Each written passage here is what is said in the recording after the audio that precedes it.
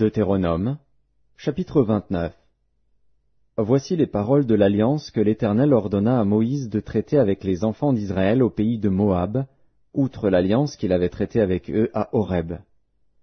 Moïse convoqua tout Israël, et leur dit, « Vous avez vu tout ce que l'Éternel a fait sous vos yeux, dans le pays d'Égypte, à Pharaon, à tous ses serviteurs, et à tout son pays. Les grandes épreuves que tes yeux ont vues, ces miracles et ces grands prodiges.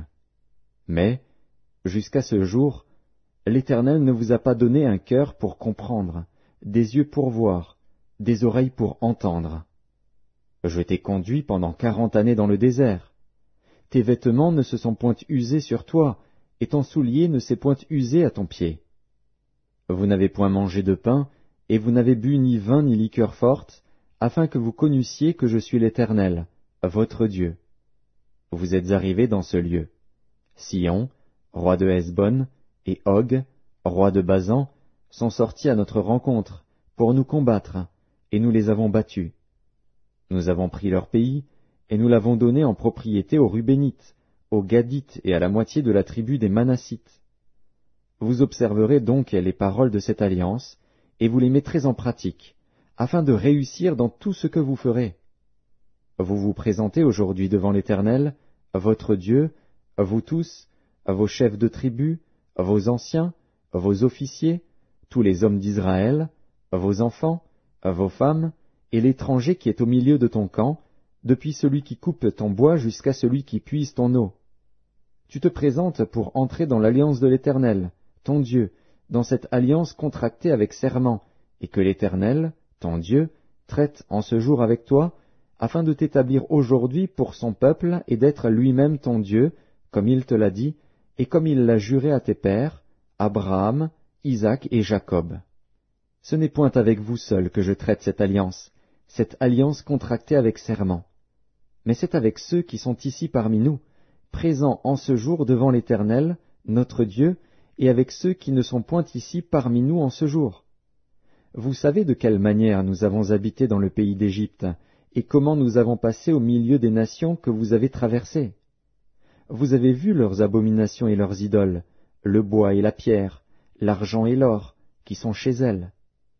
Qu'il n'y ait parmi vous ni homme, ni femme, ni famille, ni tribu, dont le cœur se détourne aujourd'hui de l'Éternel, notre Dieu, pour aller servir les dieux de ces nations-là. Qu'il n'y ait point parmi vous de racines qui produisent du poison et de l'absinthe. Que personne, après avoir entendu les paroles de cette alliance contractée avec serment, ne se glorifie dans son cœur et ne dise « J'aurai la paix, quand même je suivrai les penchants de mon cœur, et que j'ajouterai l'ivresse à la soif. » L'Éternel ne voudra point lui pardonner. Mais alors la colère et la jalousie de l'Éternel s'enflammeront contre cet homme, toutes les malédictions écrites dans ce livre reposeront sur lui, et l'Éternel effacera son nom de dessous les cieux.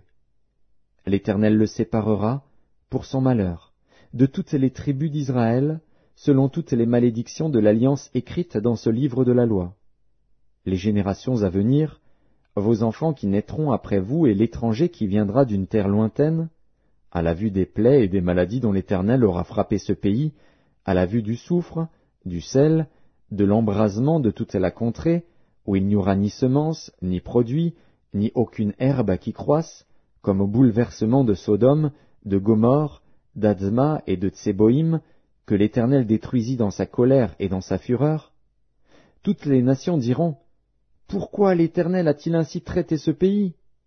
Pourquoi cette ardente, cette grande colère ?»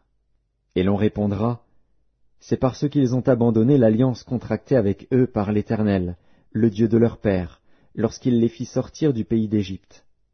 C'est parce qu'ils sont allés servir d'autres dieux et se prosterner devant eux, des dieux qu'ils ne connaissaient point et que l'Éternel ne leur avait point donnés en partage. Alors la colère de l'Éternel s'est enflammée contre ce pays, et il a fait venir sur lui toutes les malédictions écrites dans ce livre. L'Éternel les a arrachés de leur pays avec colère, avec fureur, avec une grande indignation, et il les a jetés sur un autre pays, comme on le voit aujourd'hui. Les choses cachées sont à l'Éternel, notre Dieu. Les choses révélées sont à nous et à nos enfants, à perpétuité, afin que nous mettions en pratique toutes les paroles de cette loi.